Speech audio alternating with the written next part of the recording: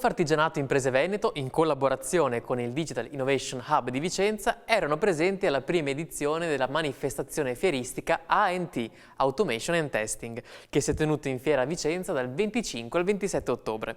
La manifestazione, originariamente torinese e giunta quest'anno alla sua 15ª edizione, vuole diventare un punto di riferimento per il settore dell'evoluzione tecnologica nella meccanica. Matteo Pisanu, responsabile del Digital Innovation Hub, ci riassume questa 3 giorni.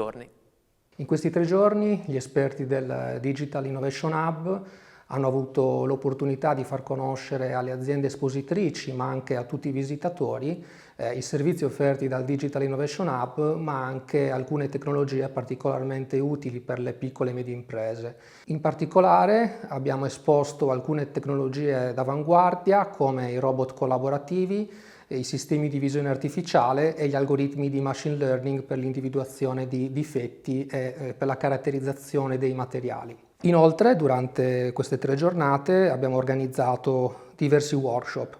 Nella prima giornata abbiamo dato ai partecipanti la possibilità di toccare con mano il potenziale dei visori in realtà aumentata e abbiamo presentato i primi risultati del progetto europeo FabCode, dedicato alle tecniche di machine vision applicate all'intelligenza artificiale per il riconoscimento di anomalie.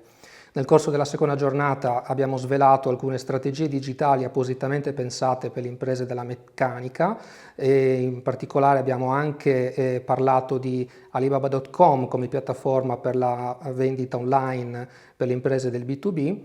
È stato trattato l'importante tema degli esoscheletri occupazionali e quindi il tema del benessere sul posto di lavoro attraverso le tecnologie.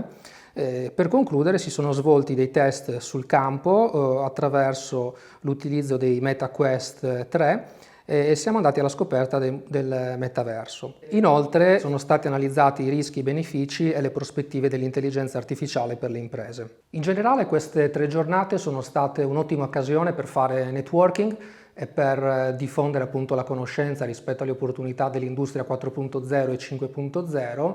Contiamo di ripresentarci per la prossima edizione tra un anno e per presentare a tutte le imprese accorse le ultime opportunità tecnologiche.